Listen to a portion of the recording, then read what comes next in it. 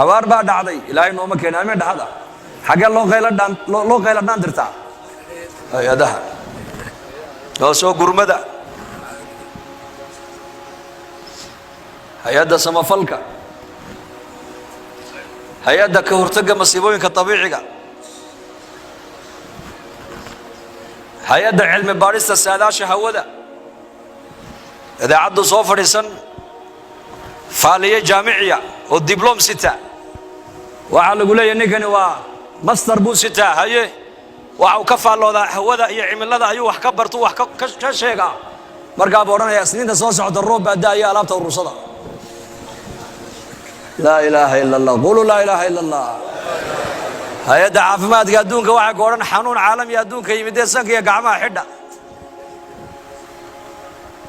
man ataa caraafan aw kaahinan fasadaqahu mima yaquulu faqad kafara bima unzila calaa muxamed faaliye iyo fooxle buu nebigu yidhi labadaa ninka la fadhiista ee waxay sheegayaan wax ka rumaysta buu nebigu yidhi shareecaddii aniga igu soo degtay ninkaas waa ka gaaloobu rasuulku yidhi faaliyihii aad taqaanay mahayna faaliye casriga soo baxay iimaankaaga ilaalsho laa ilaaha ila allah ilaalsho hayb waxa iman doonee soo socda ilaahay maana cid kale ma taqaano ina allaha cindahu cilmu الsaaca wayunazilu اlghayth wayaclamu ma fi اlarxaam wma tadri nafsu maada taksibu gadan wma tadri nafsu biأyi ardin tamuut ina allaha caliimu khabiir saacadda qiyaamadu markay dhacayso ilaahay mooyaane cid kale ma taqaano roobku markuu da'ayana alla mooye cid kale ma taqaano caloosha waxaa ku jira ma dakar baa mise waa untaa ma lab baa mise waa dhidig ilaahay mooyaane cid kale ma taqaano adu halka aad baritoola waxaad kasbani doontidna ma ogid halkaad ku dhimanaysana ma taqaanin dad baa baryahan dhakhtarada aalaad casriya la helay moogtahay oo ay leeyihiin waana wax jira aqoon la gaadhay way dhici kartaa ma inkirayno laakiin waxna waa run bay noqotaa marmarna been bay noqotaa islaantii 7 bilood la saaraya ekooga iskaankaa la saaraya kombyuutarka waxaa leeyahay islaanta gabadha wiil bay ku sidaa middaa lagu yidhi 7 bilood markay gashaan loo saaray wiil bay sidaa haddana 8 bilood markay gashaan loo saaray wiil bay sidaa 9 bilood markay madaxa la gashaan loo saaray wiil bay sidaa maalintay dhashaan laga yidhi gabadh bay ku dhashay oo dagaalamayba wuxuu yidhi islaanteedu wiil bay sidee halkaas soo dhiga waad ii badisheynaya waa waxba laguma bedelin yaa miskiin aaladan bini aadam baa sameeyey 100% run ma sheegayso aaladan bini aadam baa sameeyey 100% run ma sheegayso horumar baa la gaadhay maaha masaa'ibtii bini aadamka masaa'ibtii u qarsoonayd baa bannaanka maanta loo soo dhigay caalamka isagoo qofkii oo nool ayuu nolosha ku dhintay qofku markii la yidhi dhiikar baad leedahay oo sokor baad leedahay oo macaan baad leedahay oo subag baad leedahay oo kansar baad leedahay uuba dhintayba isagoo noolba qofku dhintayba barigii horena hee aalaadkan maanta wax iktishaafaya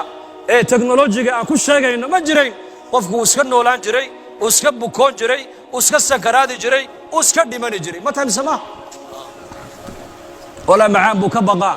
walaa subag buu ka baqaa baa la sheegay qurbaha la geeyo wadannada Mareykanka marka lagu tuuro Soomaalida markaaba dhakhtar baa la geeyaa waa la check-gareeya check-up baa lagu sameeyaa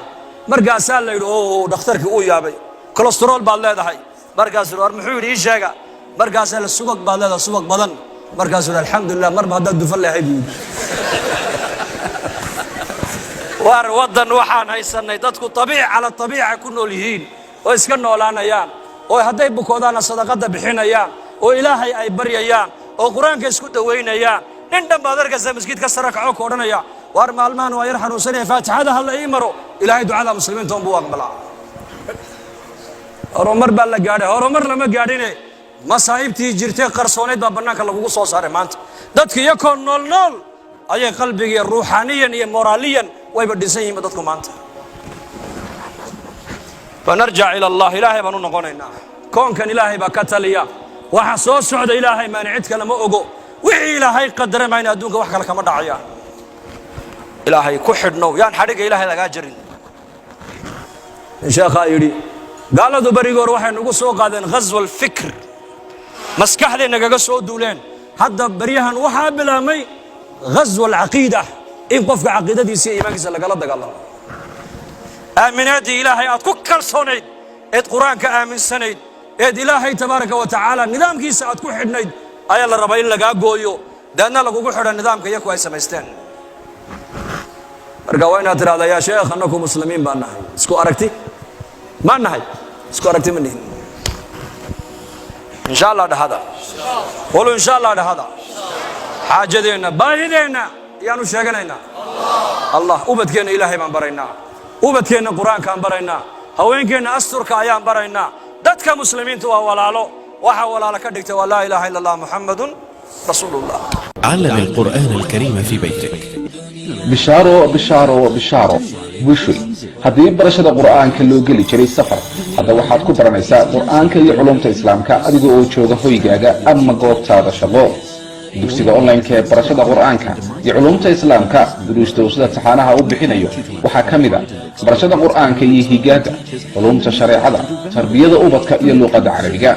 qiraa'aadka qur'aanka kariimka iyo barashada salaada isqoristu waa ay socotaa wixii faahfaahinaya intaasi dheer kala xidhiir telefoonada iyo ciwaanada ku